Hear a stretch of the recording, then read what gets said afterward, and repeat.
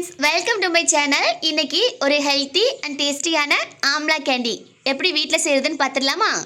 அதுக்கு நல்ல பெரிய சைஸ் நெல்லிக்காய்களாக பார்த்து செலக்ட் பண்ணி வாங்கிக்கோங்க. அதை நல்லா வாஷ் பண்ணிவிட்டு இந்த மாதிரி இட்லி பாத்திரத்தில் ஸ்டீம் பண்ணி எடுத்துக்கோங்க.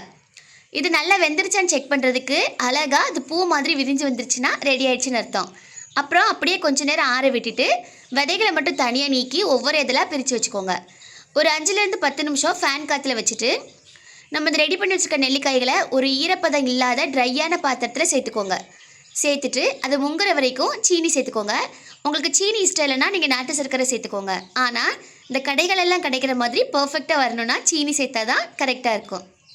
முங்குற அளவுக்கு சீனி சேர்த்து நல்ல கரண்டியை வச்சு மிக்ஸ் பண்ணி விட்டுக்கோங்க. நம்ம மிக்ஸ் பண்ணும்போதே அழகாக தண்ணி ஆயிரும் சீனி.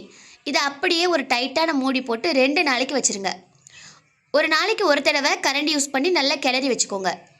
2 நாள் கழித்து அழகாக அந்த சீனியில் அந்த நெல்லிக்காய் அழகாக ஊறி ரெடி ஆயிரும்.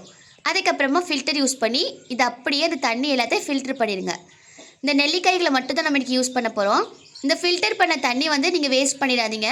அதை அப்படியே ஒரு 2 கொதி அடுப்பில் வச்சு கொதிக்க வச்சு ஃப்ரிட்ஜில் ஸ்டோர் பண்ணி வச்சிங்கன்னா கொஞ்சமாக தண்ணி மிக்ஸ் பண்ணி நீங்கள் ஆம்லா ஜூஸாகவும் யூஸ் பண்ணிக்கலாம். அதுக்கப்புறமா இந்த நெல்லிக்காய்களை அப்படியே 2 நாளைக்கு வெயிலில் காய வச்சு எடுத்தோம்னா சூப்பரான ஆம்லா கேண்டி ரெடி. கண்டிப்பாக ட்ரை பண்ணி பாருங்கள். குட்டீஸ் நல்லா விருப்பப்பட்டு சாப்பிடுவாங்க.